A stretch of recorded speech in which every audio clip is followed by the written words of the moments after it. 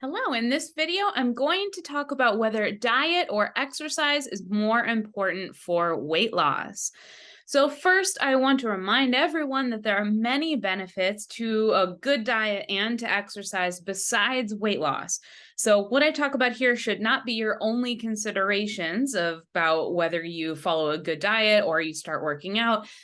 So just keep in mind, there's a lot more going on than just weight loss. But if we're looking at weight loss only, then the answer is clear. It is that diet is going to make the biggest difference when it comes to your weight loss efforts. In the training field, we have a saying that says you can't outrun a bad diet, meaning that if you're eating a bad diet, if you're eating too many calories, maybe you're indulging too much sugar, too much salt, whatever it might be, that no amount of running is going to outdo the damage of a bad diet. So when it comes to calorie balance, so you may have heard calories in equals calories out. So if we're trying to maintain our weight, so we're not trying to lose or gain weight, then that means that we want to burn the number of calories that we're taking in. If we want to lose weight, it means that we need to burn more calories than we're taking in. And if we want to gain weight, like if we're trying to build muscle, then we want to take in more calories than we're burning. So, with that in mind, it is easier to achieve a calorie deficit to lose weight by eating less than it is to achieve that deficit by exercising more. So here's some examples to kind of illustrate my point. So if we assume that 60 minutes of running would burn 600 calories and 60 minutes of weightlifting would burn 450 calories.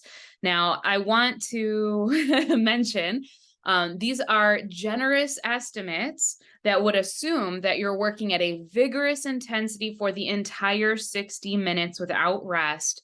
And these numbers would vary depending on the individual. So it will depend on body size, muscle mass, age, how hard you're working, all of those sorts of things. So these are just kind of average, generous estimates about how many calories you would burn. Now, compare that with some common food items that we would consider to be part of a bad diet or that we would consider to be unhealthy for us. So, for example, consider a grande, so a 16-ounce s'mores frappuccino from Starbucks. So that's what we see in the picture here. That is 490 calories right there. So let's say you have the good habit of exercising. You go to the gym every morning, you do an hour of strength training, and maybe you worked really hard and burned 450 calories in that session. Then you reward yourself by swinging by Starbucks on the way home and pick up a grande frappuccino. It's not even a venti, so it's not even the biggest size they sell. So you feel like you're making a good choice. But now you just blew away all the calories that you burned in that session and then some. So if you're making a habit of doing that every single day, that is an example of not being able to outrun a bad diet. And that is just one coffee drink, not to mention what else you might be eating all day long.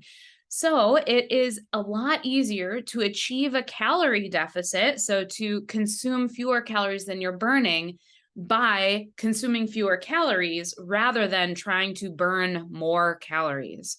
So imagine like you have a frappuccino in the morning, you have a quarter pounder from McDonald's at lunchtime, and throughout the day you're eating these foods that are stacking up in calories.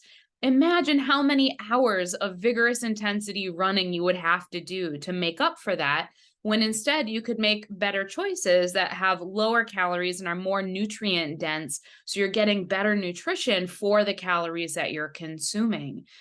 So we can't outrun a bad diet. So if we're choosing between diet and exercise for weight loss, diet wins every single time.